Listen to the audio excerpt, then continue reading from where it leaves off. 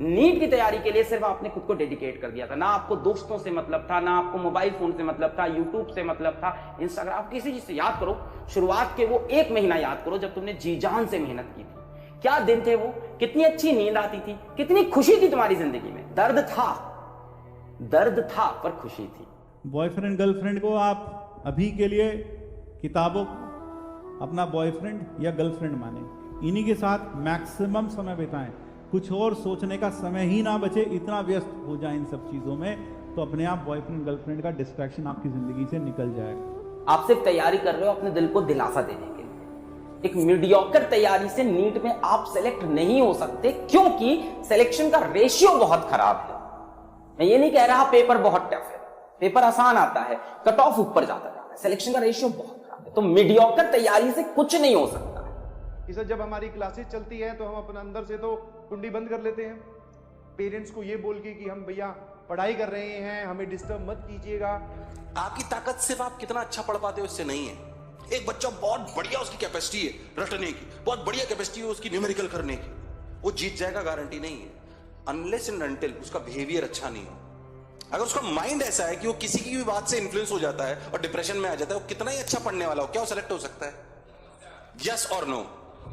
आप अपने कंपेनियंस को कुछ समय के लिए किताबों को बना लें, इतना दिमाग ऑक्यूपाइड रहे, और वैसे भी ऑक्यूपाइड रहना चाहिए, आपके पास तो समय ही नहीं होना चाहिए सिर उठाने का भी।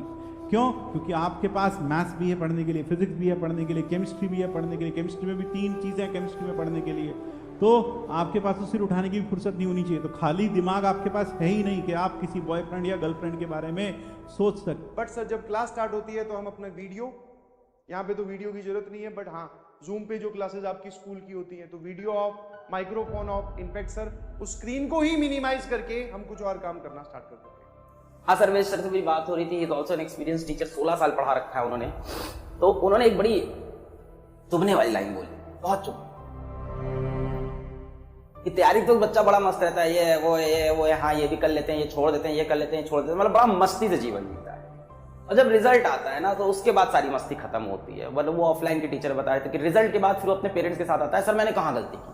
तब उसको एक एक पॉइंट याद आता है कि कहाँ गलती की। और मैं ये नहीं कहता कि बॉयफ्रेंड गर्लफ्रेंड बनाओ मत, अभी रुक जा बस 2 साल, IIT जाना, वहां लगेगा भी अच्छा लगेगा, पापा भी कहेंगे मेरा बेटा IITian है, और वहां पर जो उसकी फ्रेंड है वो भी IITian है, दोनों पढ़ रहे हैं साथ में, दोनों की गूगल में जॉब लग गई, अब जल्दी से शादी होने वाली है। और ये काम हमने सिर्फ एक दिन नहीं किया, इसकी हमें धीरे धीरे आदत पड़ गई, बिकॉज ये अच्छा लगने लगा, कोई टोकने वाला नहीं है, पेरेंट्स आते नहीं है 2-4 घंटे के लिए अंदर कमरे के।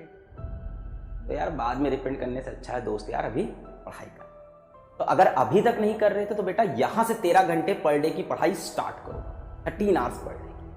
मुझे पता है ये सब बातें करने से थोड़ा सा टाइम वेस्ट होता है क्लास का, बट मुझे यार ये जो हम पढ़ा रहे हैं ना, इससे ज्यादा सिलेक्शन के लिए इंपॉर्टेंट ये बातें जो तुमको बता रहे हैं। 13 घंटे तुम्हारा टारगेट होना चाहिए, 13 आवर्स तुम्हारा टारगेट होना चाहिए। अब अगर हमें कोई बोलता है कि आपकी पढ़ाई कैसी चल रही है, तो हम उसको ऊपर वाले मन से ये बोल देते हैं कि अच्छी चल रही है, जबकि डीप इनसाइड वी नो कि सर पढ़ाई होती क्या है हमें तो ये भी नहीं पता। कम से कम स्कूल जाते थे तब ये तो पता था कि हाँ भाई चैप्टर के नाम ये हैं, चलो समझ में नहीं आया वो अलग बात है, चैप्टर के नाम तो पता होते थे, अब तो वो भी नहीं पता। या फिर ये लड़का भी गधा है, लड़की भी गधी है, वो भी खाली है, वो भी खाली है, दोनों ने कुछ नहीं किया, अब शादी कैसे करा दी? तो फिर वही बात होगी ना, सारी सोचना पड़ेगा आपको। इसलिए मेरा कहने का मतलब ये है बेटा कि आप पढ़ाई को मैनेज मत करो, आप लाइफ को मैनेज करो। डिफरेंस समझो, जब आप पढ़ाई को मैनेज करते हो तो आपकी लाइफ में बाकी चीजें ज्यादा इंपॉर्टेंट होती हैं, और उसके साथ में आप पढ़ाई को मैनेज कर रहे होते हो।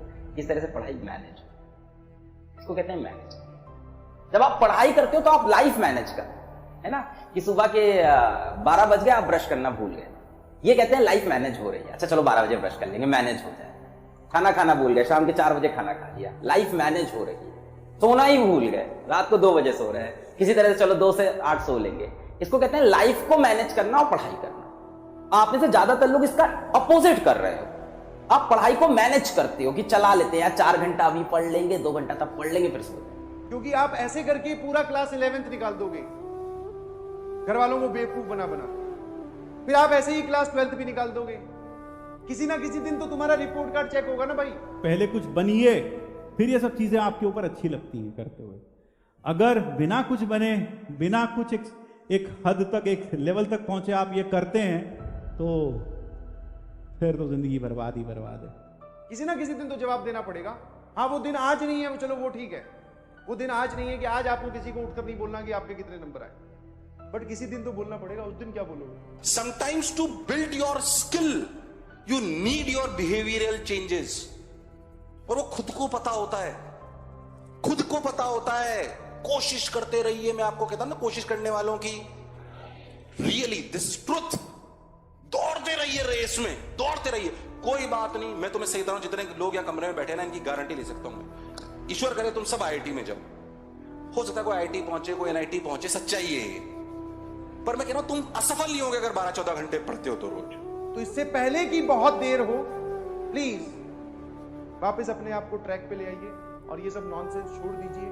सिर्फ और सिर्फ पढ़ाई पे ध्यान दें। आप अभी सिर्फ और सिर्फ पढ़ाई पर कंसंट्रेट करें, सिर्फ और सिर्फ पढ़ाई पर, किसी और चीज के बारे में सोचना ही नहीं है। आपको बहुत मन लगा के पढ़ाया जा रहा है, सारी चीजें आपको बताई जा रही है, बस आपको सिर्फ और सिर्फ डेडिकेटली पढ़ाई करनी है। कि जब आप जेईई की तैयारी करते हैं, अपनी क्षमताओं पर जरूर अपने ऊपर शक होने लगता है, क्या मैं इस काबिल हूं, लगता है मैं इस काबिल नहीं हूं, ऐसी शंकाएं मन में आती हैं, मुझसे नहीं हो पाएगा। ये सवाल हर तीसरे चौथे दिन अपने दिमाग में वापस आ जाएगा, आता है, सबके साथ आता है। अभी पूरी जान लगाए।